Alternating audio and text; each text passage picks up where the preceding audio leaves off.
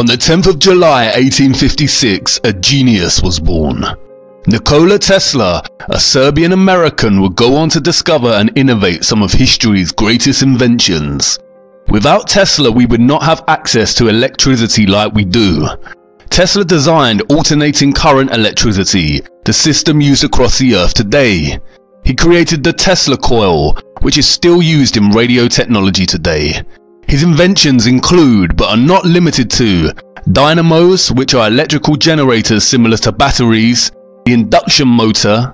He discovered radar technology, X-ray technology, remote control, and the rotating magnet field, the basis for most alternating current machinery. He designed the first hydroelectric power plant and laid the foundation for wireless technologies with his Tesla coil. Tesla also invented many things that were a huge threat to the satanic cabal elite. He invented the death ray, a device capable of generating an intense targeted beam of energy that could be used to dispose of enemy warplanes, foreign armies, and anything else you rather didn't exist. The Death Star in Star Wars riffs on this invention. He invented something called an oscillator, a device that when he attached it to an office nearly shook down the entire building and everything around it. In other words, a device that can deliberately cause earthquakes. Apparently Tesla destroyed it with a hammer. With funding from Illuminati puppet J.P. Morgan, Tesla designed and built Wardenclyffe Tower, a gigantic wireless transmission station. Morgan thought Tesla was designing him a wireless tower that could transmit messages across the world. Tesla, however, had other ideas. He intended it to be the source of transmitting free wireless energy throughout the world. Imagine the Illuminati cabal's panic. No more fossil fuels and oil. They would never permit Tesla to disrupt a major branch of their control over the people. So Morgan stopped the funding and the project ended in 1906. Interestingly, he also invented a flying craft, very similar in design to what we call flying saucers or have come to know as a UFO. It was to be powered by free energy and met the same fate as Wardenclyffe Tower. The aviation and motorcar industry was just too profitable to the Illuminati cabal. Most importantly, out of all his contributions to humanity is the Tesla coil. Tesla used it to study fluorescence, X-rays, radio, wireless power, and electromagnetism in the Earth and its atmosphere. Tesla understood that the Earth itself is magnetic, and that it can generate electricity or electromagnetism by utilizing frequencies as a transmitter. He famously said, "If you want to find the secrets to the universe, think in terms of energy, frequency, and vibration." And Tesla discovered free energy by figuring out the exact electromagnetic frequency of the Earth itself. The Earth's electromagnetic frequencies was predicted by physicist Winfried Otto Schumann and would later be named the Schumann resonances, a spectrum of peaks in the low frequency of Earth's electromagnetic field spectrum. The Earth's fundamental frequency, we are told, is 7.83 Hz. Frequency is the number of occurrences of a repeating event per unit of time. Frequency is measured in Hertz, which is equal to one occurrence of a repeating event per second. It is used as an important parameter in science and engineering to specify the rate of oscillation and vibration of a specific phenomena, such as audio waves, radio waves, and light waves. We are indoctrinated with the heliocentric globe life from very early on in our education. And although we are taught about the importance of electromagnetism in physics class, it is usually in the context of engineering, of building motors and electrical systems. What is less emphasized in our education, however, is the inextricable relationship between electromagnetic frequencies and vibrations with all living matter. At this stage in the series, I know I have your attention, and you are probably warming to the reality that our Earth is a flat plane and not a globe. But our globe indoctrination is so thoroughly established that you are probably still imagining the Big Bang as the Earth's beginning, and that the Sun and Moon are giant spheres spinning above us, locked in some kind of orbit depending on gravity. So I need to show you the mechanics of how this is all possible in the first place. We will leave the why for later. The best place to start is where we left off. We spoke about the firmament and there being water above. We explored the notion that the stars and planets are not spherical balls of rock and burning gas, but dancing glimpses of light interacting with the waters above the firmament. Japanese scientist Masaru Emoto came up with an innovative new way to capture the form of water. He titled this work Messages in Water. Emoto would take samples of water in petri dishes and freeze the water at -25 degrees. After a few hours, Emoto would analyze the frozen water under a dark field microscope with photographic capabilities in a lab at a constant temperature of -5 degrees. Emoto tested out different audio frequencies and human sound vibrations on each sample. He focused on the way human vibrational energy, thoughts, words, ideas and music affect the molecular structure of water. Let's look at his results. This photo shows the beautiful geometric design of the Shimanto River, the last clean stream in Japan. Notice the beautiful geometric form, similar to that of a snowflake. This one is of Mount Cook's glacier water in New Zealand. This is a photo from the fountain at Lourdes, France. This one, however, is from a highly polluted river. Look at the comparison of polluted water with clean river water. Emoto decided to see how music affected the shape of water. He placed water between two speakers for several hours while playing different music. Here is Beethoven's Pastorelle.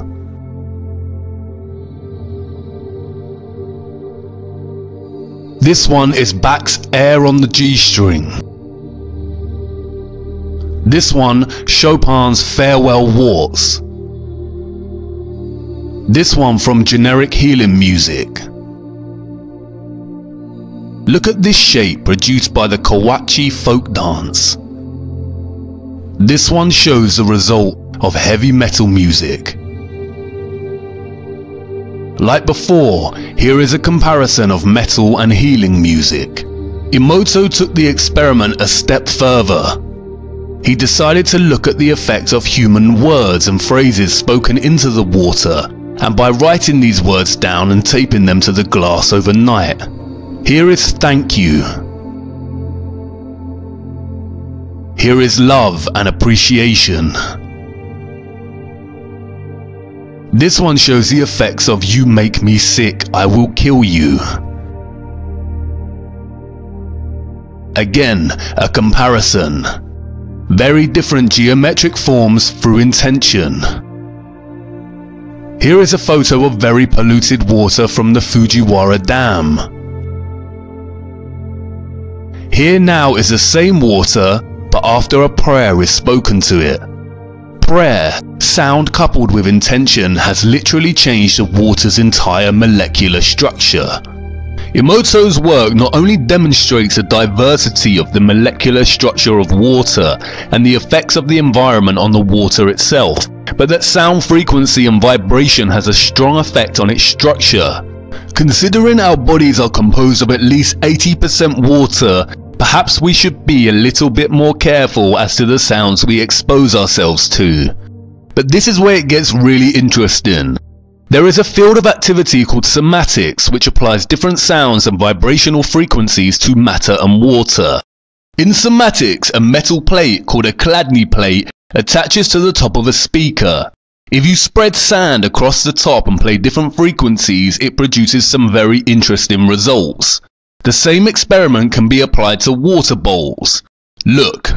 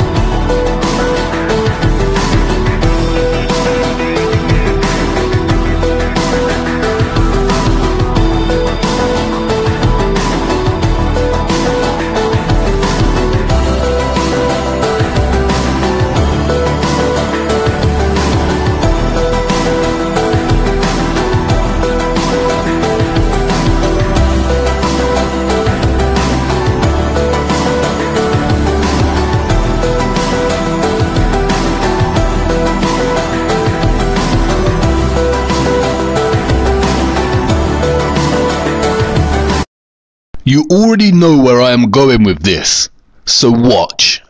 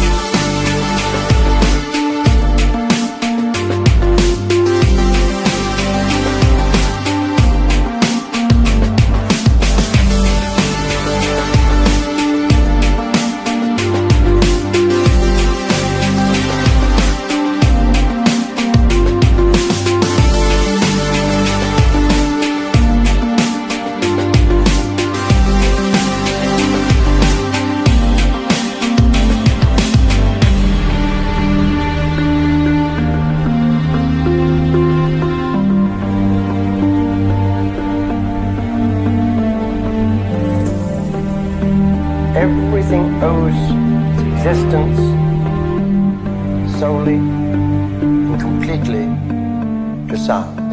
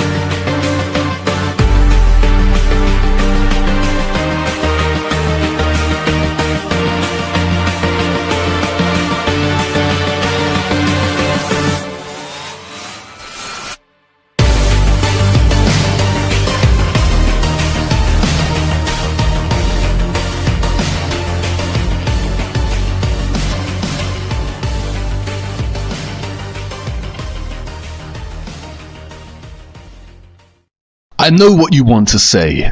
That's great, but it doesn't actually explain what the stars and planets are. And if there is water up there, then why is the entire firmament not vibrating with such light patterns?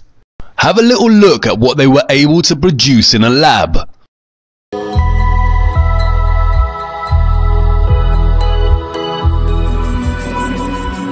This star in a jar is made when a sound wave is passed through a small bubble inside a flask of liquid. And this sound wave makes the bubble do something remarkable. First it expands, then it collapses. And this collapse happens so violently that vapor molecules trapped inside the bubble slam together and heat up so much that the bubble gives off an incredible burst of heat and light, several thousand times a second, giving the appearance of a star. You see, it is highly likely that the actual firmament is made from some kind of electromagnetic medium, and its frequencies generate pockets of somnolescence that display the vibrational frequency of the firmament through their dancing, shifting sacred geometry and color shifting light frequency. Yes, that's right, color has its own designated frequencies. And is this why in the Hunger Games the heroes are able to deactivate the dome above them by disrupting its electrical current? Again, hidden in plain sight. The force field. It's a dome. We're at the edge of the arena. And it is very interesting that, like reference to the firmament, the ancient biblical texts of our world offer insight into the origins of the Earth's creation and all matter. In the beginning was the Word, and the Word was with God, and the Word was God. And God said, "Let there be light," and there was light. God saw that the light was good, and he separated the light from the darkness. God called the light day, and the darkness he called night. And the evening and the morning were the first day. And God said, "Let there be a firmament in the midst of the waters, and let it divide the waters from the waters." And God made the firmament, and divided the waters which were under the firmament from the waters which were above the firmament. And it was so. And God called the dry land earth, and the gathering together of the waters called he seas, and it was good. You see, the emphasis here is on God's word. God spoke the world into being, and it was so. Words, speech, sound, vibration. Whether God is a man-like being, I do not know. But in light of the way vibration and frequencies influence the entire shape and formation of matter, we can see that this passage is most likely very accurate.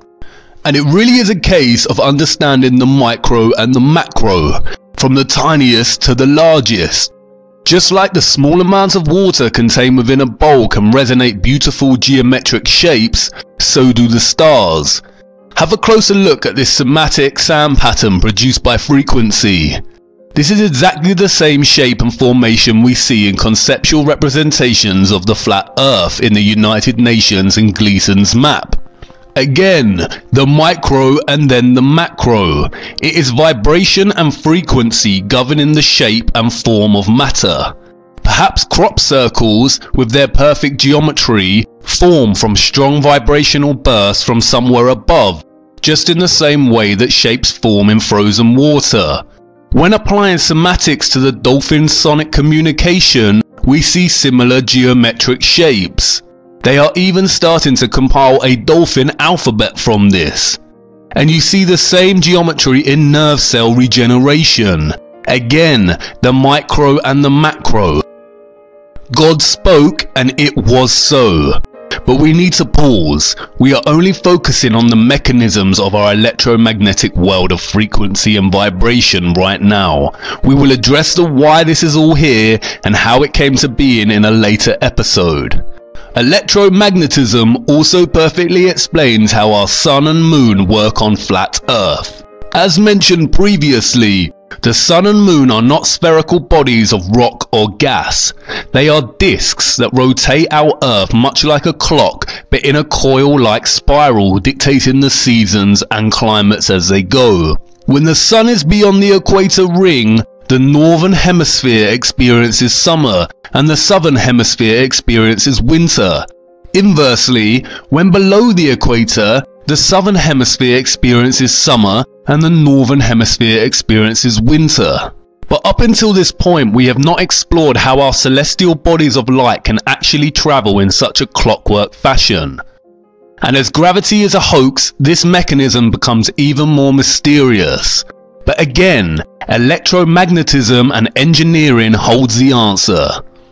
We are told that the Earth's magnetic field extends from Earth's interior out into space, where it interacts with solar wind, a stream of charged particles emanating from the sun.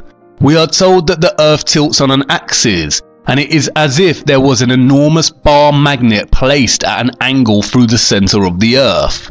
Mostly, this is all lies, but there is a strong magnetic presence on Earth, and it appears to be located in the north, and that's why compasses point north. On our flat plane, however, north is actually center. South is the entire continent of Antarctica, the ice wall, and east and west the circular rotation around the north center with the south on its exterior. That's why it can seem that you are traversing the entire Earth when traveling east in a straight line. You end up where you started not because the Earth is a globe and you are traveling in a straight line, but because when you keep the compass pointing to the east, you are in effect traveling in a circle. Let's now have a look at electric motors. Magnetism, you will know that the opposite poles of magnets attract and the like poles repel. You may also know that a magnetic field appears when current flows in a conductor. Briefly connecting this wire to a battery deflects the compass's needle. Electricity creates a magnetic field. This effect can be used to create an electromagnet. This coil is the electromagnet in our simple motor. Connecting a AA battery, we can see the magnetic force from the coil moving the magnet in the compass. The coil is polarized. One side is north, the other is south. Let's start construction of our motor by creating the coil. Slide the permanent magnet into place. It doesn't matter which pole is up. Touching the leads to a single AA battery should cause the coil to bounce. If the coil is balanced and all electrical connections are completed, the motor should start. This is a commercially made DC motor. It is significantly more powerful and efficient than our simple motor. It accomplishes this with strong permanent magnets and large coils wound on an armature, and a method for controlling the polarity of the coil's magnetic field. As you can see, electric current produces a magnetic field. Inversely, magnetic fields can also be used to make electric currents. It works both ways. What came first in terms of Earth is really a matter of the chicken and the egg, and we will explore this and the source of magnetism in a later episode. To understand how the sun and moon function as electromagnetic luminaries, it is necessary to look at the Faraday effect. Let's switch it on, let's see what it does. Through this coil of thick wire, we're about to pass a huge alternating electric current. On top is a 1 kilogram aluminium plate. So we hear this noise. What's that noise? It's the vibration of the plate because it's vibrating at 2 times the frequency of this one. Whoa! Whoa! How does it do that? To find out, I've come to the place where it all started, the Royal Institution in London. This is the key to Faraday's magnetic lab. It's amazing that lock still works. From the 1870s onwards it became a storeroom, which is why it survived, and it survived intact, all the joinery, giant electromagnet, exactly the same as Faraday So this is exactly as Faraday would have had. That's right, yep. In Faraday's time, it was known that electric current creates a magnetic field, but it remained an open question whether the reverse is possible, if a magnetic field could generate electric current. Faraday answered this question with his most famous apparatus. Faraday's electromagnetic induction ring, which is this. In August 1831, Faraday wrapped 2 coils of insulated wire around this iron ring. But in 1831, you could not go down to your local electrical hardware shop and ask for 600 meters of insulated wire. You had to insulate the wire as you went, and so as you pushed and pulled the wire out of the ring, you had to insulate it. It takes 10 working days, which is a huge investment of time. But the investment paid off. When Faraday connected a battery to one of the coils, he saw a brief pulse of current in the other coil. And when he disconnected the battery, he saw a pulse of current in the other direction.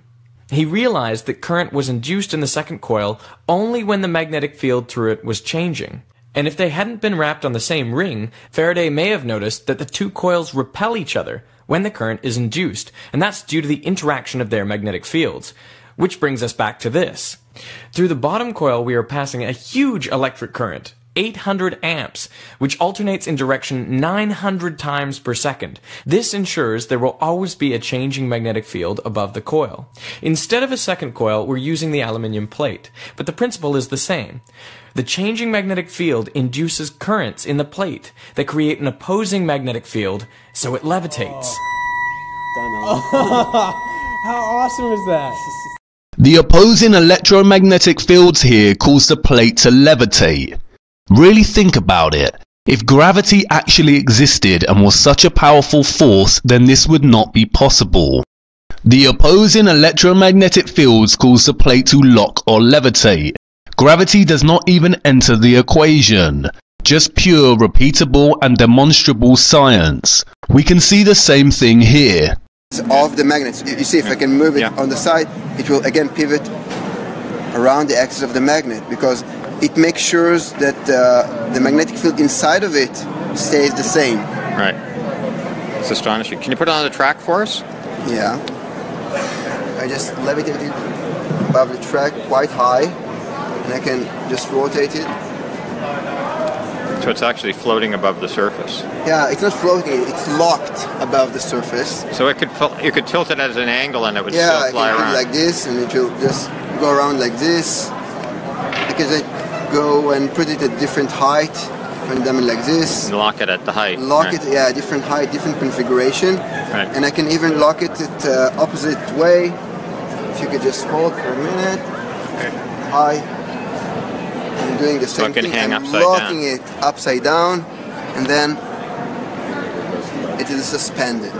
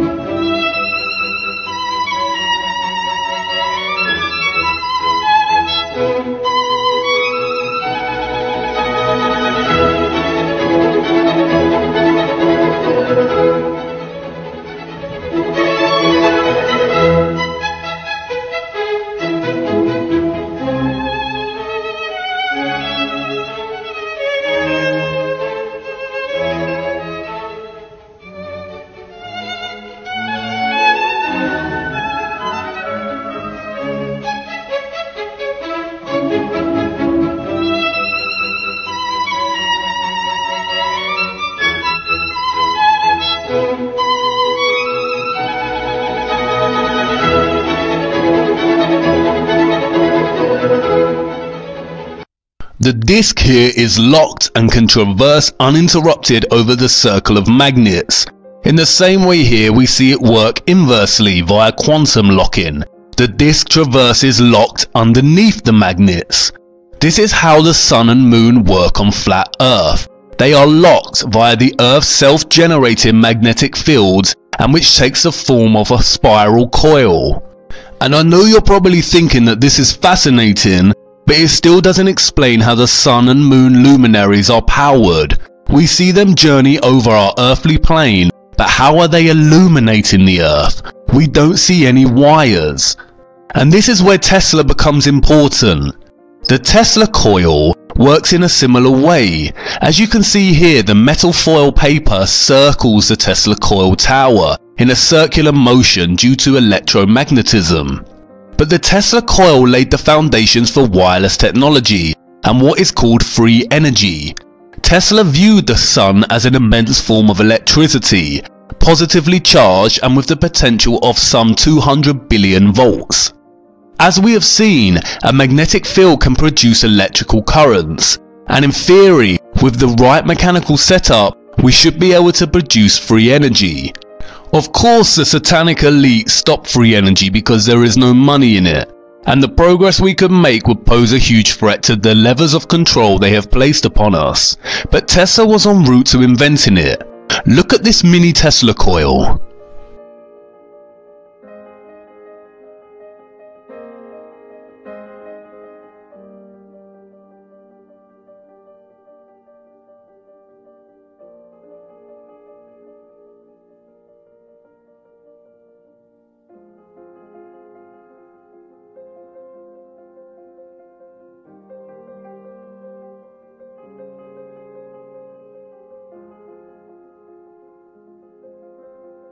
You see, the light bulb is charged and illuminated without any wires.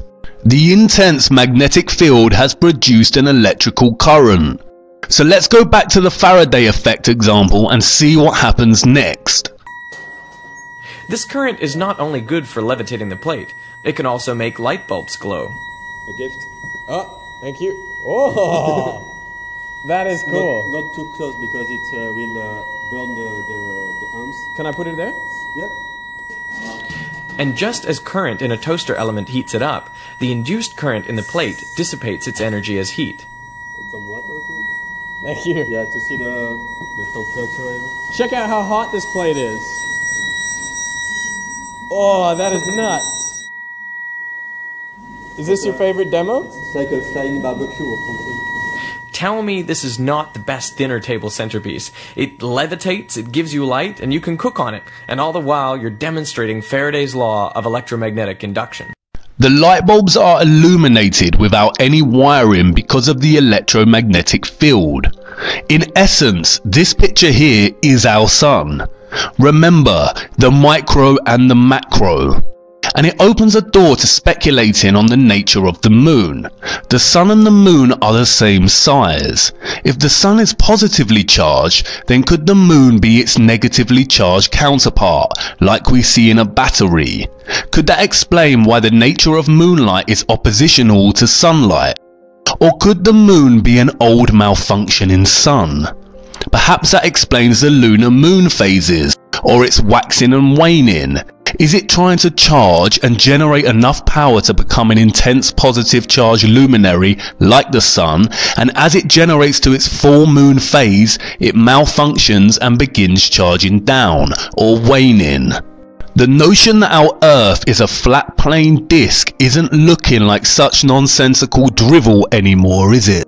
Electrical energy, frequency and vibration is literally everywhere on Earth.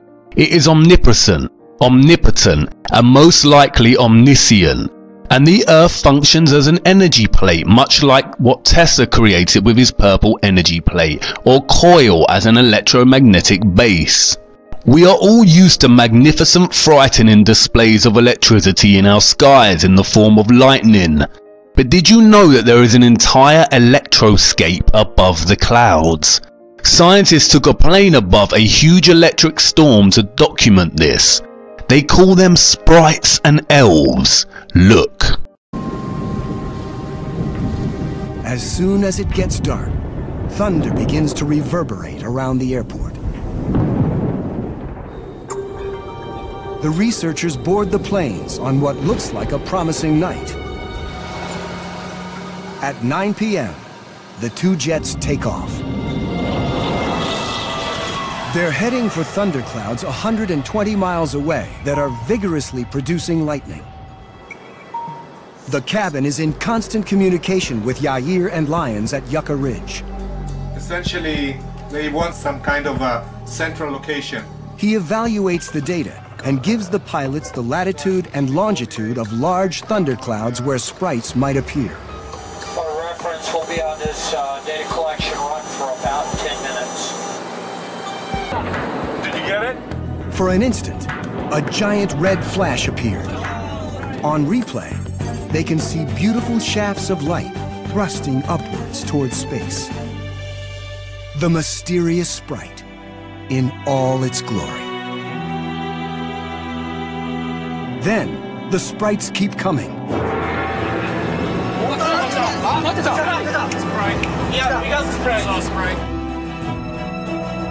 On board, the team reviews the stunning and unique images.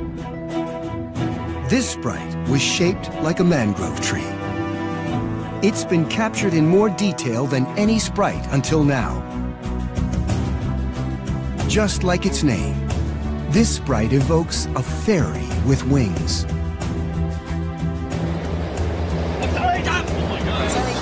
Yeah, very big jellyfish. It's pretty. Very pretty. It indeed looks like a jellyfish with many tentacles.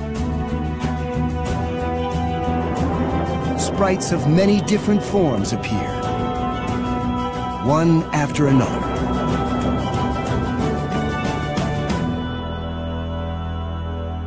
Seen up close, they have a variety of shapes. Eventually, a sprite appears that demands special attention. This is spectacular. The umbrella-like top of this sprite. You can see that they are coming from the firmament above. In this still, you can actually see what looks like the surface of the firmament illuminating. This is most likely what causes thunder and lightning in the first place. Powerful bursts of electrical discharge from the electromagnetic firmament, which instills electricity into the clouds and atmosphere below, and which is then expressed in the form of lightning. Again, the ancient texts tell us this. And other things I saw concerning lightning, how some of the stars rise and become lightning, but cannot lose their form. It's been proven that lightning excites the Schumann resonance, the electromagnetic heartbeat of the Earth. Again, electrical energy, frequency and vibration is literally everywhere on Earth. Think about the oceans. Water is a well-established conductor of electricity. Seawater has a salinity of roughly 3.5%, which is composed primarily of sodium or salt. Sodium is one of the 4 electrolytes. Our bodies cannot survive without sufficient electrolytes. These electrical ions literally regulate our blood volume and pressure, our cells, muscles, hormones and organs. Look at an electrolytic cell and then a voltaic or battery cell. Both are very similar in nature and both look very similar to the models of flat Earth itself. Again, the micro and the macro. Furthermore, look at someone who has been struck by lightning. Look at the scar. It looks like a tree or a tree's roots. Electricity, vibration and frequency again creating form. Trees are often exposed during storms. Could this be why the fruits that grow on trees are acidic in nature, just like batteries contain battery acid? Water is also diamagnetic, meaning it repels a magnetic field. This explains the tides. Magnetic fields generated by the sun and the moon influence the movement, ebb and flow and height of the oceans as they journey above over our flat Earth. This causes the oceans to fluctuate between high and low tides due to being repelled by magnetism and then released. Look.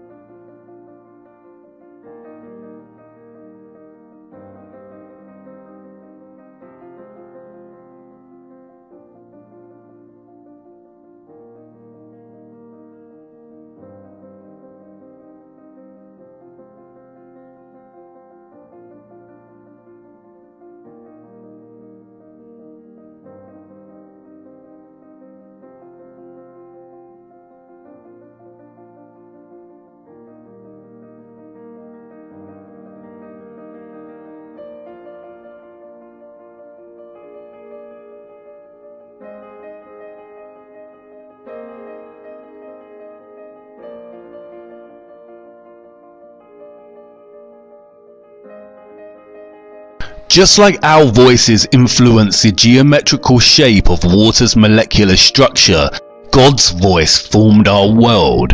The earth and everything contained within it is a manifestation of divine sound. The evidence for creation is literally everywhere, and the driving force is energy, vibration, and frequency. We often think of the natural world as the antithesis to our cities that run on electricity. The reason our human-generated energy feels so at odds with nature is because, in many ways, it is very unnatural. We are bombarded with very strong electromagnetic fields generated by cell towers, wireless internet, and smartphones constantly.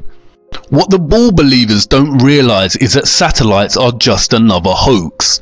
We are told that there are over 2,000 satellites orbiting the Earth, most of which exist within low Earth orbit. So where are the satellites in the recent blue marble images? All our images of satellites are either computer animation or CGI. There is no cloud of information above us. The real cloud you see is under the ocean. As Time magazine has already told us, there are over 300 undersea cables and that they carry 99% of the world's intercontinent data. The rest of our data is carried by the thousands of cell towers everywhere. Cell towers are responsible for our wireless internet and smartphones via unnatural electromagnetic frequencies, or what is known as EMFs. There are no satellites, it's just another lie, and it seems like there is no end to their lies. There was a reason the satanic complex started panicking when theories arose that 5G was causing COVID-19. While this is not entirely true, it is irrefutable that the constant exposure to high EMFs is affecting our natural synchronization with the Earth's own electromagnetic field. Our bodies run on electrolytes, and if we are continually exposing ourselves to high amounts of EMFs at such a close range, it will inevitably start affecting our health. Eventually, the sodium-calcium channels in our body will become dysfunctional and disease will occur. They panicked because the COVID-19 5G theory drew everyone's attention to the harmful effects of intense EMFs on our bodies. And it isn't just us. Recently, scientists are becoming aware that our cell towers, which generate vast amounts of EMFs, are beginning to affect the birds, trees, and insects. An example of this is the bumblebee. The artificial and abundant electromagnetic waves from our proliferating grid of wireless technology is not only disturbing the bee's natural navigation abilities, the bee navigates via magnetic fields, but it is also causing bee populations to decline worldwide. This is a real shame, as it is the bumblebee that holds the key to unlocking one of the biggest secrets of all time. So enormous in size it is on par with the firmament. I need you to fasten your seatbelts and follow me to the next episode. What I am about to show you has the potential to change your entire perspective of our world forever.